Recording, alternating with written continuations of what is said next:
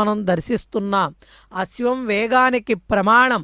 మన మనస్సులు వేగంతో పయనిస్తూ ఉంటే ఆ వేగాన్ని అదుపు చేయడానికి దారుకుడైనటువంటి రథసారథి మన జీవితాలను, మన దేహాన్ని నడిపించాలంటే ఈ హృదయం అనేటువంటి రథంలో స్వామిని మనం ప్రతిష్ఠ చేయాలట. ఆ స్వామి కూడా సర్వాలంకార భూషితుడై ఉభయ నాంచారులతో శ్రీవైఖానస ఆగమం చెప్పినటువంటి విధంగా స్వామి యొక్క అర్చనలు మన హృదయంలోనే మానసిక పూజ ద్వారా చేయడం ద్వారా మనందరం తరిస్తామంటూ అదిగో స్వామివారి యొక్క స్వర్ణ రథం ఆ తిరుమాడ వీధులలో దక్షిణమాడ వీధికి చేరింది. భక్తులందరూ చక్కగా అక్కడ స్వామివారి యొక్క దర్శనం కోసం వేచి చూస్తూ గోవిందా గోవిందా అంటూ స్వామిని చూసి ఆనందోత్సాహాలతో గోవింద నామస్మరణతో పులకిస్తున్నారు. కమనీయ రస చిద్విలాసుడైనటువంటి శ్రీనివాసుని చూడగానే పలుకని హృదయం ఉంటుందా? స్వామివారి యొక్క శఠగోపాన్ని కూడా అక్కడ మనం దర్శిస్తున్నాం. స్వామివారి యొక్క పాదద్వయాన్ని మనం దర్శిస్తున్నాం. స్వామివారు అలంకరించుకున్న దివ్యమాల పుష్పమాలికలను దర్శిస్తున్నాం. పరమాత్మ స్వరూపం మనకి సకలంగా నిష్కళంగా ఉంటుంది. అంటే స్వామి సశరీరంగా అశరీరంగా కూడా పరమాత్మ స్వరూపం భాసిల్లుతుంది. అటువంటి పరమాత్మ స్వరూపం తన భక్తుల కోసం మలయప్ప స్వామిగా అనుగ్రహిస్తుంది.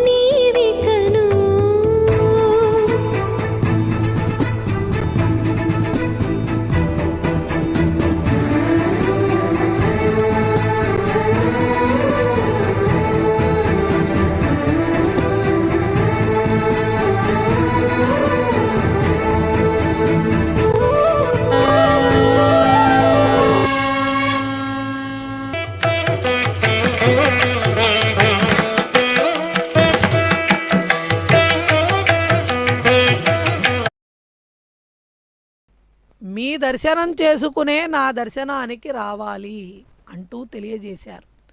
ఆ వరాన్ని వరాహస్వామి వారికి అనుగ్రహించారు. ఎందువలనంటే శ్రీ వెంకటేశ్వర అవతారానికి పూర్వమే భూదేవి అమ్మవారిని కాపాడడానికి వచ్చినటువంటి శ్వేతవరాహ రూపము భూదేవి అమ్మవారి యొక్క ప్రార్థన వల్ల ఈ వెంకటాచల పర్వతం పైనే ఆ భూదేవి అమ్మవారితో వసిస్తూ ఉంది. అటువంటి వెంకటాచల పర్వతం పైన తాను వసించడానికి వరాహస్వామి వారి యొక్క ఆదేశాన్ని స్వీకరించి ఆ వరాహస్వామి వారికి అనుగ్రహించినటువంటి వరం కాబట్టి మనమందరం కూడా వరాహస్వామి వారి దర్శనానంతరమే శ్రీ వెంకటేశ్వర స్వామి వారి యొక్క దర్శనం స్వీకరించాలి. చక్కగా అడుగడుగు దండాల వాడికి ఆపద ముక్కుల వాడైన శ్రీనివాస పరమాత్మక అదిగో ఆనంద కర్పూర నీరాజనాలను అందజేస్తున్నారు.